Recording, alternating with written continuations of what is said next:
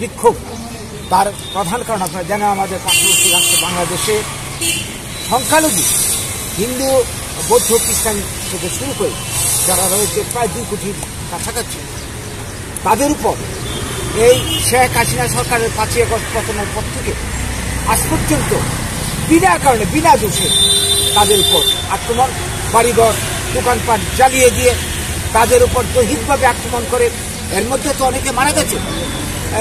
তো এই অবস্থায় একটা অরাজকতা, একটা চূড়ান্ত নৈরাজ্য কায়েম হয়েছে বাংলাদেশের দিকে বর্তমানে। এখন মানুষ আইনের কোনো কাছ থেকে বাঁচতে পারছে না। সরকার বা প্রশাসনের তত্ত্বাবধায়ক ডক্টর ইউনূসের নেতৃত্বে যে সরকারটা এখন চলছে, তারাও আজকে আমরা বাধ্য হয়ে তারা সবাই মিলে একটা জাগরণী, সনাতনী জাগরণী মঞ্চ নাম দিয়ে একটা সংস্থা গড়ে তুলেছে এবং এই সংস্থার উদ্যোগে 8 দফা দাবিতে তাদের সাংবিধানিক অধিকার বাঁচার অধিকার, নাগরিক অধিকার রক্ষার দাবিতে তারা সরকারের কাছে আবেদন জানিয়েছে, আন্দোলন করছে। এই আন্দোলনকে, গণতান্ত্রিক আন্দোলনকে ধ্বংস করে দেওয়ার জন্য বারবার তাদের উপর আক্রমণ করা হচ্ছে এবং আন্দোলনের যিনি মুখপাত্র চিন্ময় দাস মহারাজজি এবং আরো যারা রয়েছে, তাদেরকে টার্গেট করে মিথ্যা মামলা দেওয়া হচ্ছে একের পর এক।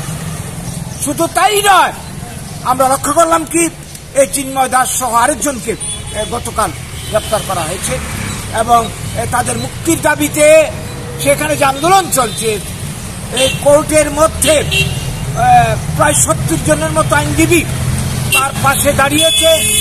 সবকিছুকে উপেক্ষা করে বাংলাদেশ সরকার তাকে জেলে পুড়িয়ে দেওয়া হয়েছে। এর প্রতিবাদে আন্দোলন করতে গিয়ে গণতান্ত্রিকভাবে মানুষ আক্রান্ত হয় পুলিশের দ্বারা, প্রশাসনের দ্বারা এবং সেখানকার দ্বারা মৌলবাদী বাংলাদেশে রয়েছে তাদের দ্বারা আক্রান্ত হয়।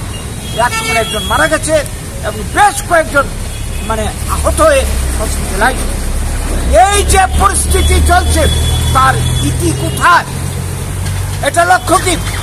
এরা স্লোগান দিচ্ছে, ষড়যন্ত্র করছে বাংলাদেশে যারা সংখ্যালঘু যারা রয়েছে তাদেরকে এখান থেকে তুলে ধরবেন। বাংলাদেশে তারা উঠবে কেন, তারা যাবে কেন?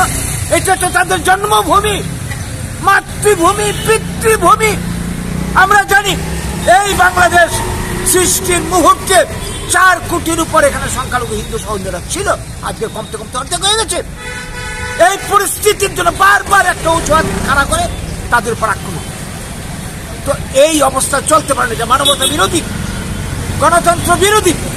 তাই আমরা ওপার বাংলায় যারা আছি, ত্রিপুরা, ভারতের বিভিন্ন রাজ্যে, আমাদেরও তো আত্মীয় স্বজন সেখানে রয়েছে, আমরা নীরব থাকতে পারি না। অন্য দেশ বলে, অন্য দেশের আভ্যন্তরীণ বিষয় বলে আমরা এটা উপেক্ষা করতে পারি না।